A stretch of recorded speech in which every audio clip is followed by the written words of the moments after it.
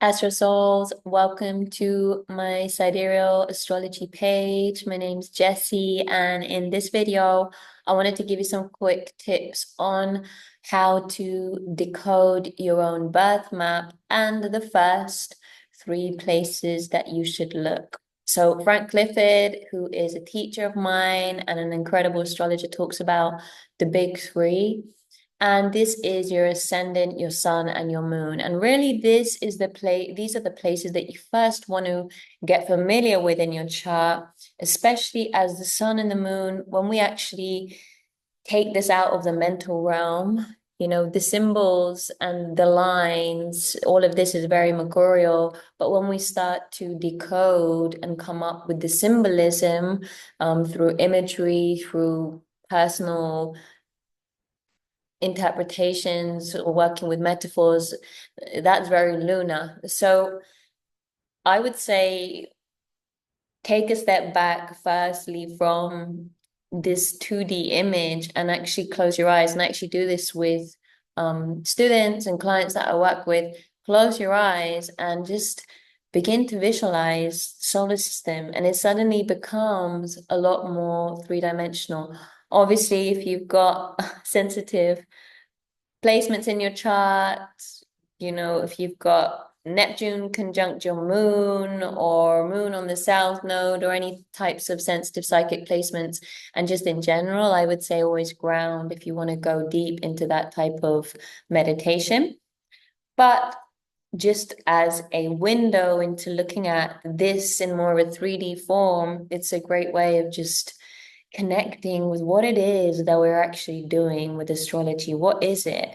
We are working with the vibrational cosmic rays and energies of the planets and how they affect us, how they are integrated, and there's a communication that's happening between our own energy and those of the planets. The planets are keeping on moving, they're moving in geometric codes. This is why my work with crystals and astrology for me is just an ongoing exploration. And there's so much synergy between that, the planets creating geometric patterns. And crystals do have a direct connection with the stars, just as we do. They're encoded and they have their unique colors. And I guess that will be for another video. But when we're born, there's an energetic imprint that we receive. And it's something that I've seen in meditation before. And this might just be, in fact, it is my interpretation, but I want to share it with you. I went into meditation and I just saw the cosmos and all of these stars, like these stars around me, like my own map, my own star map.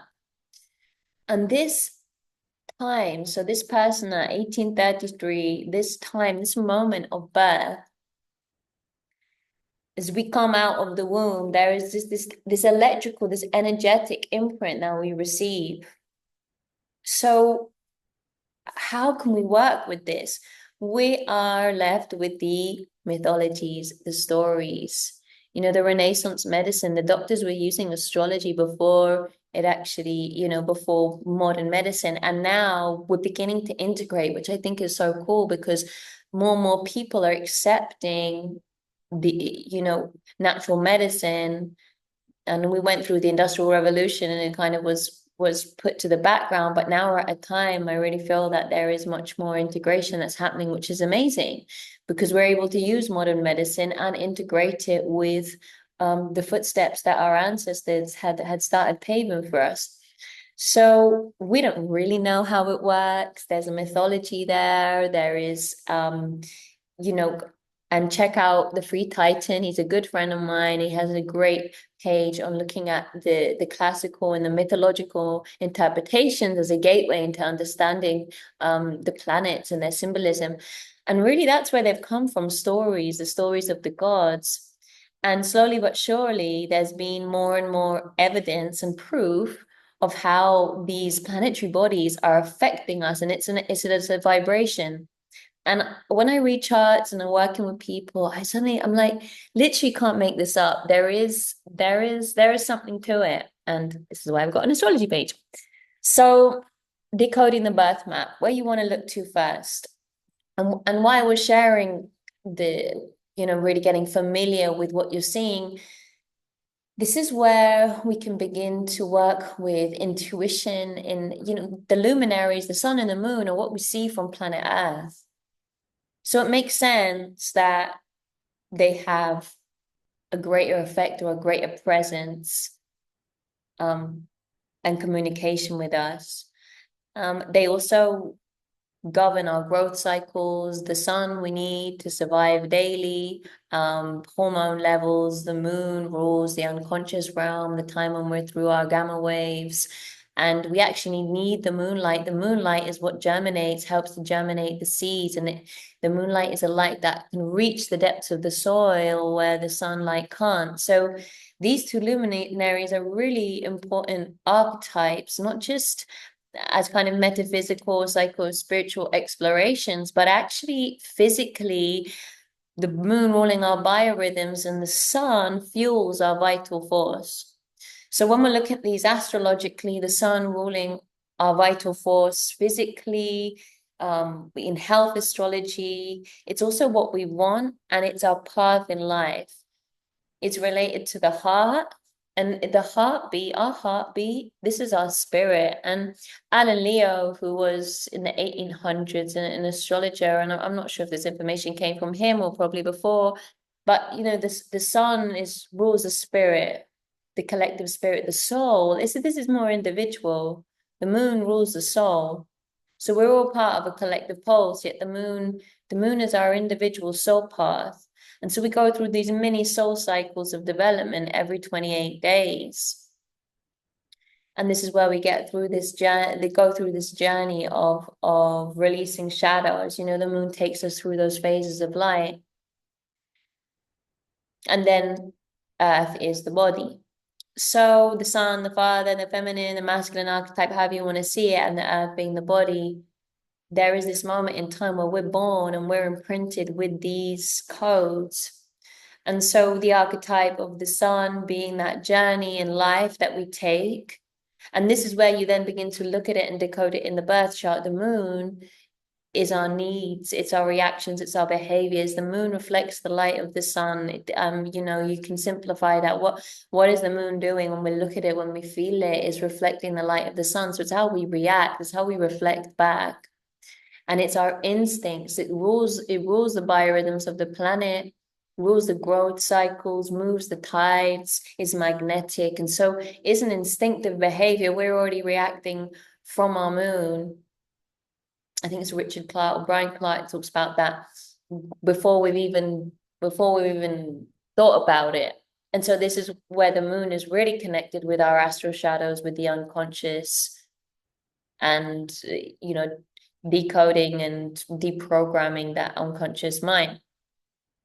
So when we're looking at the birth chart, these are the first two places we want to look, and the ascendant. The ascendant is that moment in time. It changes every hour. It's where the horizon hits at the time we're born. So the ascendant is what is governing the houses. So this is why knowing when you're born, the time that you're born, can add a depth and a layer to the birth chart. Let me just zoom out. And so that time that you were born, that hour, places the 12 houses on the chart, and you're able to look at the different areas of life where the planetary bodies are triggering and activating your chart. So how I like to describe it is the planets are parts of the personality. So we embody the planets, and we can embody them in their light or their shadow. So understanding the sign or the zodiac sign that is expressing itself through that in itself is helpful, as we're able to go, okay, so what's the expression of this in its light? We can begin to become a witness to our own energy. And that zodiac sign is an expression of the energy. We also have then the mode, so cardinal, fixed, mutable, and that's another tone. That's another way that the zodiac signs express themselves. We have the connection with the elemental forces. And then the houses, which is the area of life. So these are the key basic ingredients that we're looking at, and the aspects, which is then the communication between the planets. So looking at this chart, the first thing you're going to want to look at, if you're not already established in your way, you'll find that some astrologers will have their key things that they go to. I work a lot with the nodes. I also look at Chiron. However, I always remind myself to go back to the major planets, the major conjunctions that are happening, the major complexes here. A major complex that we got going on is Moon square Uranus on the ascendant. That's probably the first thing you would look at. And then you've got the trine there as the outlet. So someone with this square and trine, they're going to be able to work with these energies, understanding the potential of that tension, that square between Uranus and the moon, because squares they have a lot of benefits. There's a strong tension in the chart, and if you're able to master that energy and the obstacles that it might bring you, it actually can become a very strong part of the chart. If it becomes overwhelming, then this, that Uranus in Scorpio could be just explosive emotions that come out of nowhere, and that are obvious as part of your ascendant or who you are to other people. These may come up as part of not feeling appreciated, not feeling loved, or not feeling seen, or being too proud. These are all Leo shadows. This is a fixed square between Leo, fixed fire, and fixed water. Someone with a moon in Leo is going to be a very generous moon, someone that's going to need to be seen, need to display and share their light, especially there in the ninth house, ruling belief systems, education, travel. It's a moon that wants to be seen, needs to be seen, really, needs to kind of just be out there sharing its intuitive heart and big love. Big love is Leo. But there are almost some conditions and some limitations there that come from the Scorpio energy. And you've also got the South Node there, the South Node on with Uranus. I would also look at that as potentially weak aura. The geckos are speaking. I love it when the geckos speak to me. They're telling me yes. The Uranus is the auric system, the auric body, and when the South Node it can be a sensitive part of the chart here in Scorpio. Scorpio is already a very psychic placement. So I would look at this and go, right, this is someone who needs to be aware of psychic attacks. You don't want to inject fear, but it might be someone who needs to look after their auric body so that it doesn't leak out energy, so that you don't have different, if you believe in entities or not, just making sure that the auric body is strong. So maybe I've just gone a little bit off track there, but so you would want to look, this is the main complex here to the ascendant, because we're not just looking at the ascendant. I'm bringing in the outer planet because it's here within 5 degrees. The outer planets, we don't really bring in unless they're making hard aspects or have just a prominent aspect in general. I wouldn't take sextiles with a major planet, with an outer planet. That would be an opportunity. I would look at conjunctions, squares, trines, oppositions. We've also got an opposition here. I just randomly pulled up this chart. It's a pretty interesting chart. I wonder who was born on the 5th of June, 1984. If you find this video and you were born then, let us know. So the sun on the descendant, this is someone who needs to, and whose life path is also going to be one of looking back at the self. The descendant rules the other. The ascendant is Aryan, no, and the descendant is the polarity. So it can be a dispassionate placement, whereas Aries rules passion, Libra rules dispassionate.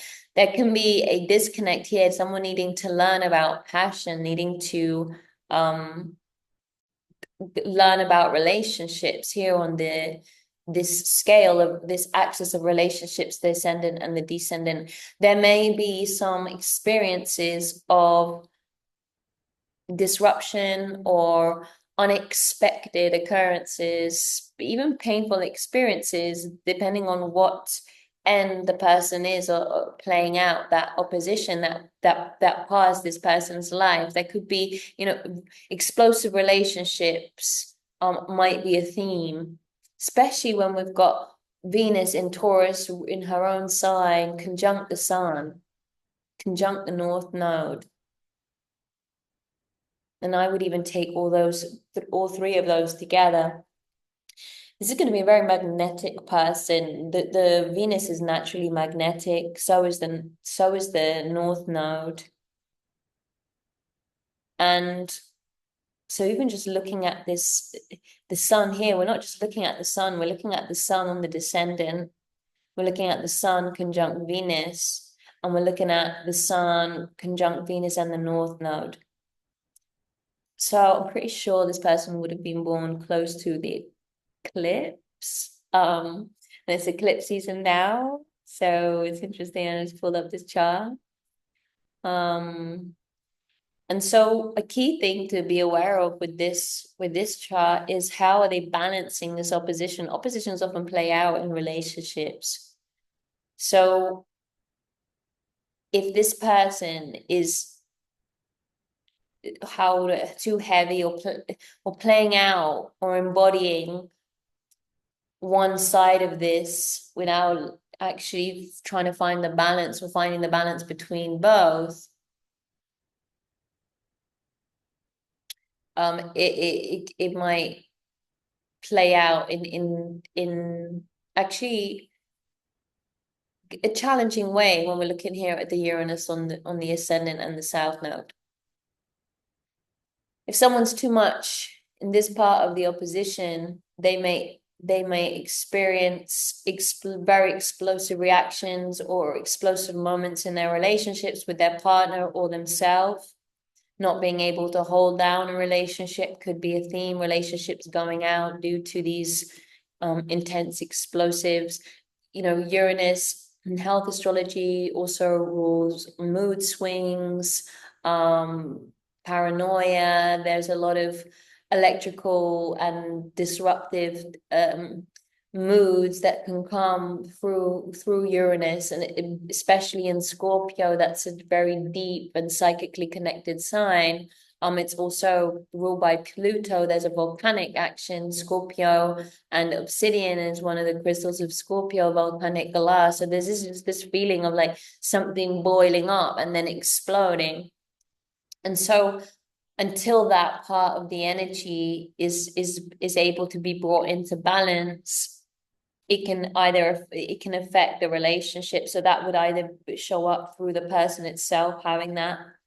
And I mean, the person in question would likely have that because it's on the ascendant. So it's something that is present in the way that they show themselves to the world.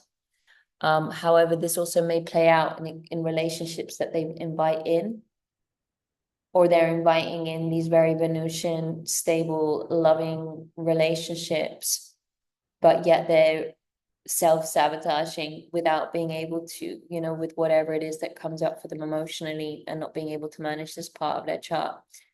So looking at the moon, and the moon's needs for travel, for creativity, for self-expression, this is going to be a really good way to find balance. This person has a square to their Uranus, meaning that their moods and their reactions are going to be deeply deeply integrated with the Uranus quality here of unexpected and spontaneous reactions, Moon square Uranus, and Uranus in Scorpio, which is just adding that depth to it. Yet this Moon in creative Leo wants to express itself, and there's a lot of love there. And this chart has a lot of love in it, and this is where this is actually a T square. This is a T square that between the Sun, Venus, really, Uranus, and the Moon. So with T squares, this is the apex of the solution here for the person is to fully embody their need to self-express their creativity, to travel, to share, to be part of an education system, philosophy, spiritual practices, just to go on a long journey and be part of the greater good for the world. This is the spiritual law, the Jupiter strong in Sagittarius here, sharing spirituality through creative writing or through different practices. This is going to really nourish and feed this person's Moon. Just embodying and tapping into this trine, this natural trine between expansive Jupiter here in Sagittarius, finding the deeper meaning in life, spirituality, and this natural flow of abundance and optimism. So someone with Jupiter in the first house is going to have a very optimistic persona, or be that sort of person that you want to be around. Yet it's interesting because really, although this is Jupiter in the first house, the ascendant here is in quite an intense, secretive lens for someone to kind of be seeing the world through, and also for people to be seeing that person. So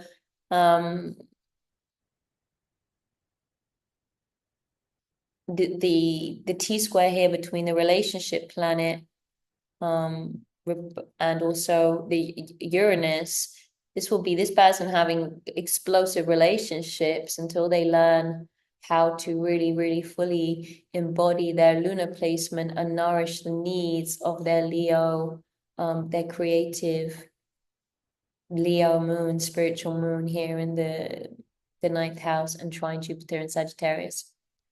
So that's how I would first look at this chart. And then you would also look at, I mean, this trio here we can't overlook. This is Celium here in Libra. Mars conjunct Saturn in Libra in the 11th house. This could play out in a warrior for justice, authority in law. This could play out in a really positive light, the Saturnian authoritative energy in the collective, especially also with Pluto there. So this could be a very powerful trio in the collective. And it's interesting because it's here with the quincunx, and this is something that I've been learning about, and definitely check Judith Hill if you're interested in quincunxes. But this quincunx here between the Sun, Venus, T square with Uranus to the Moon, this could be someone who is like a very powerful leader or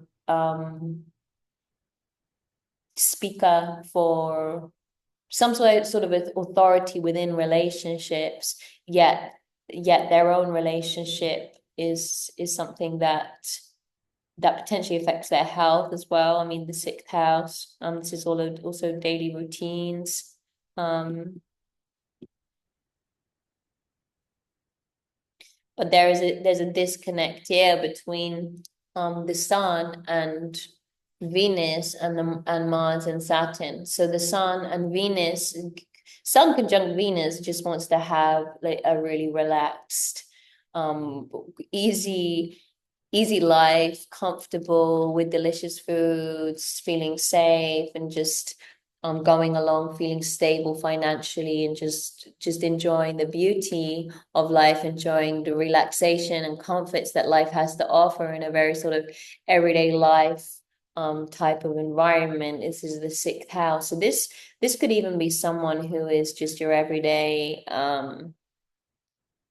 you know, he could even be like a beauty therapist or something like that. I see Venus in Taurus a lot with people who work with skin or with massage as one of their creative traits. It's a creative placement, but something here working within the health sector or some type of a healing with Chiron there, some type of a healing role or healing or creative, but just stable every day, making money and just enjoying, the good life, um, and just very, very grounded in the here and now.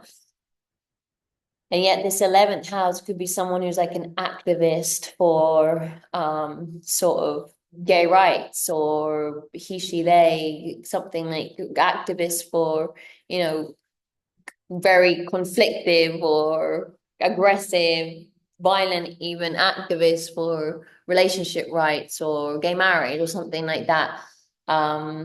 Yet you wouldn't see that with this very soft because it's a very feminine energy as well. It's very soft, very magnetic, very peaceful sort of Taurian energy. So I mean, this is how it could play out. I'm just exploring quincunxes at the moment. So definitely check out Judith Hill's work if you're interested in that.